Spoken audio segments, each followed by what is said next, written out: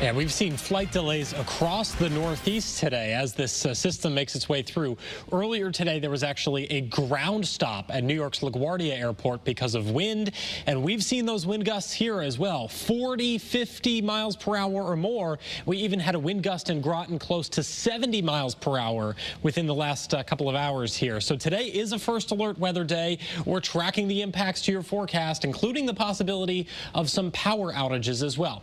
The good news is first alert live Doppler radar isn't showing the widespread heavy rain that we had at times during the morning commute. And instead, it's really only a few scattered downpours right now, one just leaving the Torrington-Waterbury area, about to make its way into Hartford County here in the next few minutes.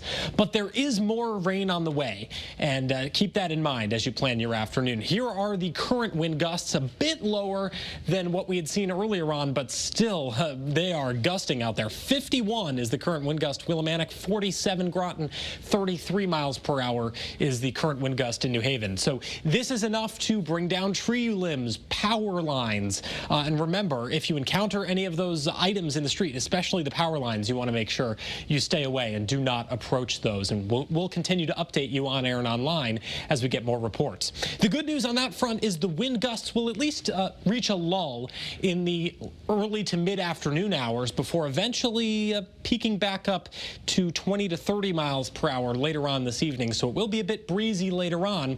That's as colder air rushes in back behind the cold front that's sparking off all of this shower activity. Let's take you through the timeline here on First Alert Futurecast. Notice around 1 o'clock, less than an hour from now, we have a line of some heavier rain expected to make its way through the state. Back behind it, some shower activity, but heading toward 3 o'clock or so, we dry out across much of Connecticut. And in fact, we could even see a few peaks of sunshine later on. Notice the wind shift, though. The wind has shifted from very strong winds out of the south to a bit weaker wind out of the west. And so that will lead to the lull in the rain and wind that we see this afternoon. It also means that temperatures will begin to drop off throughout the afternoon as well. That will lead to a few snow showers later on tonight. So eventually some rain shower activity around 5 o'clock. But as this colder air works in, notice it changes over to snow shower activity. Not expecting more than a coating to an inch of accumulation out of this, but still something to keep in mind as you plan your Friday night. We clear out to overnight tonight and heading into tomorrow. Tomorrow looks a-okay for any holiday travel plans you may have. The worst impacts today will be the rain and the power outages as a result of the wind. We're not expecting any major flooding impacts, and we're certainly not expecting any major impacts as a result of those snow showers later on this evening as well.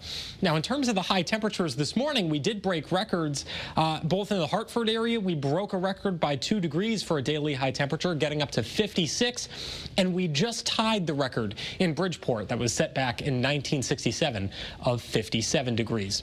The weekend is looking much better. That's the good news. Lots of sunshine around tomorrow, a bit on the chilly side, and then more clouds fill in heading into Sunday. All right, here's that First Alert 7-day forecast for you. Heading into the holiday week, we do see a chance for some isolated rain or snow showers on Tuesday, but the travel impacts aren't expected to be that bad. As for Christmas Eve and Christmas Day, looking a bit on the warm side, but not terrible. Kara?